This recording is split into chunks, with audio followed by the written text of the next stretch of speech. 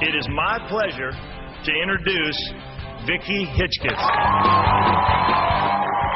I had a great chance to hear Vicki speak, and I tell you, she was, what a treat it was. She was just fantastic.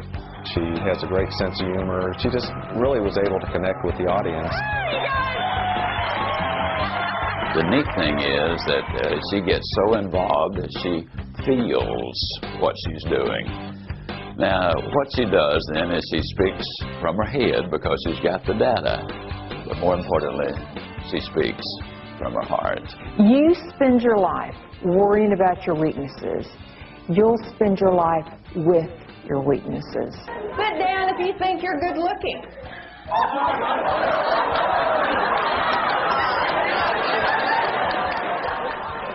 Gossip is like cannibalism. She said, when you gossip, you just eat your friends and your family and your coworkers alive. One word at a time. Sit down if you know you're good looking. Vicki Hitzges learned from the best. She had the privilege of being mentored by the man long considered America's most respected motivational speaker, Zig Zaglar. Most people miss success by about 18 inches. That's about the distance from the head to the heart. You put those two things together, as Vicki does so well, then you've got a speaker who will inspire your audience to reach for heights. Since the mid-90s, Vicki Hitzges has spoken to hundreds of groups, not just around the United States, around the world. She's spoken in Thailand, New Zealand, Panama, Puerto Rico, Canada, to companies in trouble, organizations facing changes, businesses going through downsizing, groups that needed to be entertained, encouraged, or taught, or people who just needed a message wrapped inside a laugh. He's driving 40 miles an hour. Other drivers come up behind him, they honk their horn, they shake their fists. Amish people are cussing at this guy. Surround yourself with people who believe in you, people who think you can make it happen. Let me see the hands of the people in this room who have survived the worst thing that ever happened to you. 1 million people bought electric drills. Here's what's significant about that. Not one of those people wanted a drill. Every single one of those people wanted a hole. You want a hole, you got a drill. If you want results, you got to push yourself. You got to challenge yourself. She was able to relate to their level and use examples throughout her life that ticket agents or ramp people or management people with American Airlines could certainly relate to.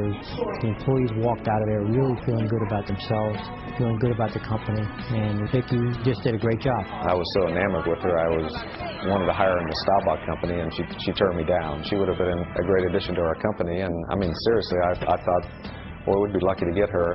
Vicki refreshes a conference, adds energy, plus she'll give your group skills they can begin using right away. One of my favorite plays is the play by Thornton Wilder called Our Town. There is a girl whose name is Emily. And Emily grows up, and by the end of the play, she's died. Towards the end of the play, Emily is allowed to come back to Earth and relive one day of her life. And she chooses her 12th birthday. It's very interesting staging because Emily, the woman, looks on at Emily, the girl.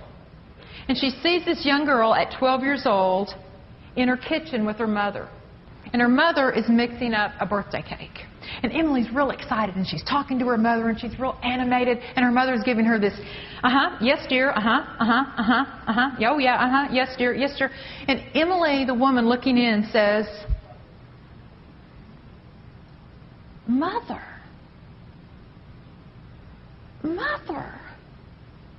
listen to me. Listen to me. As though I were really there.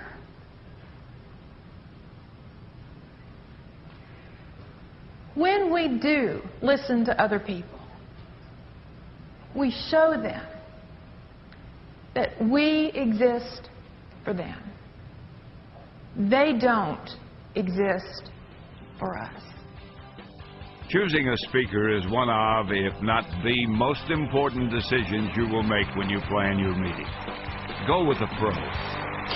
Book Vicki Hitzges.